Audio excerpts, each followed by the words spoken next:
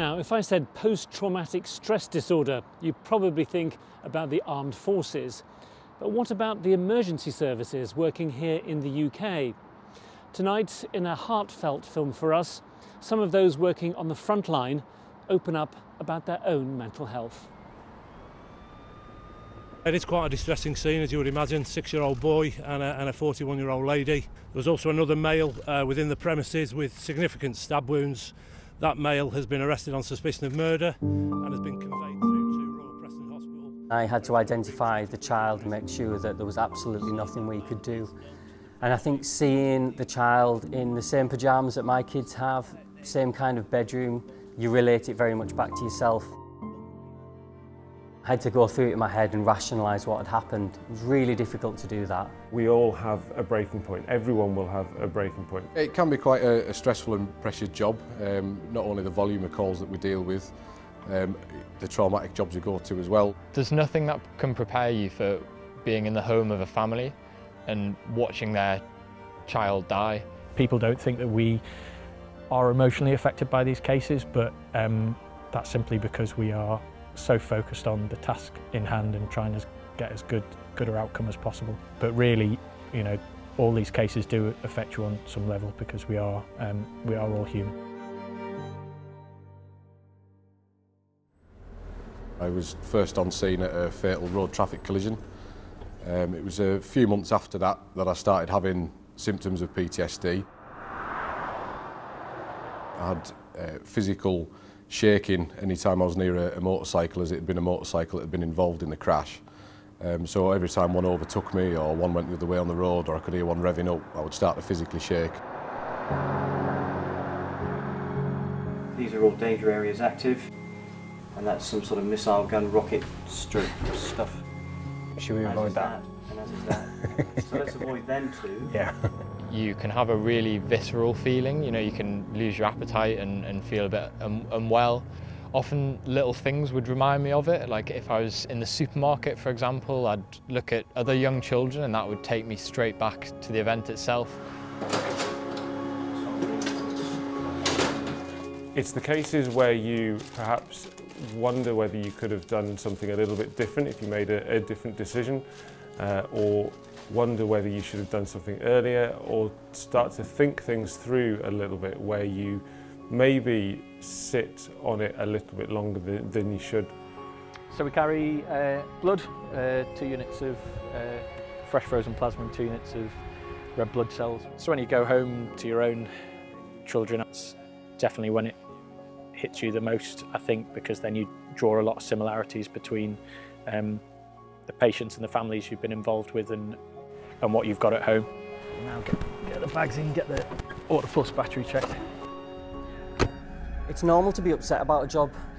When those symptoms continue, that release of adrenaline, that fight or flight, when you're just walking through town, doing your shopping and you feel that anxiety, that's when it starts to become a problem. Yeah, I think we'd done 3 jobs in over 100 miles before halfway through the shift, so... Yeah, it makes for a long shift, doesn't it? Yeah. Just this week, Prince William spoke about how he was affected by his time as an air ambulance pilot. The relation between the job and the personal life was what really took me over the edge. And I started feeling things that I've never felt before, and I got very sad and very down. So when Prince William was talking about his experiences, I thought it was great that he could be so open about that.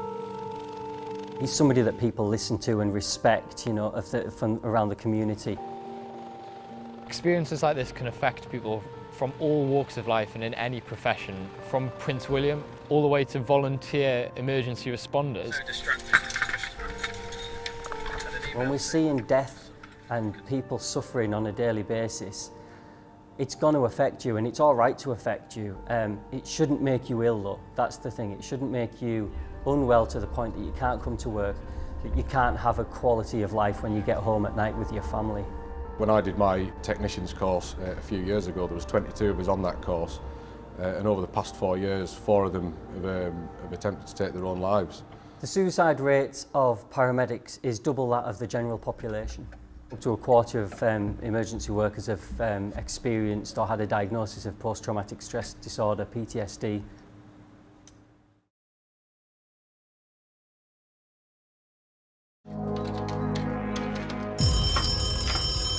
We've got a possible dead child, severe traumatic injuries. We've created a film which is a real-life example of one of these emergency teams dealing with a traumatic incident and talking about how it affects them afterwards. We're also sharing the work that we're doing with other professionals in the field. The impact that it has on all those that respond is pretty notable.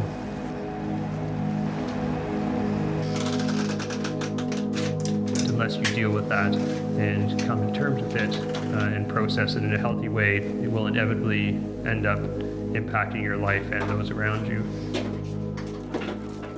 Being a proud Cumbrian bloke, you kind of think it'll go away. You kind of choose to ignore it. A colleague just said, what's the matter with you? So you've not been yourself for a little while now and been keeping an eye on you for a couple of weeks and you just don't seem your normal self. It was kind of that conversation that prompted me to go and get a bit of help. Generally, we're not as good as we could be at talking about these things and being open and honest with each other about our feelings. I think our uniform becomes a bit of body armour at times, and we think we're not susceptible to mental ill health, but we're just as susceptible, if not more so, than the general member of the public. Under this green uniform, we are human. We do feel the same emotions. We experience bizarre and different kind of incidents. Staff do need that prompting, they need that help. At the earliest point they get it, the better it is for them. The North West Ambulance Service takes our mental health and wellbeing quite seriously. We run our own in-house training courses. We've even been asked to go and run courses for other ambulance services.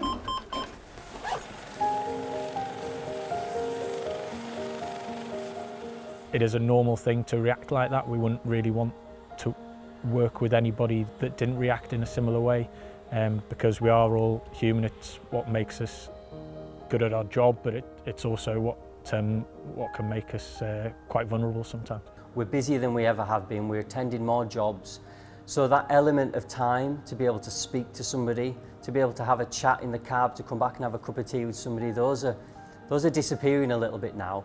And peer support is such an important thing, to be able to talk through your problems, to be able to discuss it with somebody and have just somebody there, as a shoulder to cry on sometime. That is massively beneficial. My coping mechanism is definitely talking to family, talking to colleagues, and just going out for a run, really. That does help me quite a lot. It's so important that we talk about this amongst our colleagues, with our family, with our friends, so that we can all learn to manage our emotions and process our trauma in a healthy and constructive way. The work that we're doing now, it's starting to cascade across the country. The rest of the ambulance service are now looking at what we're doing, I think. And I think it's getting that message out there that there's nothing to be afraid of. We can address this issue, we can take it forward and we can tackle it head on. And I think that's happening now.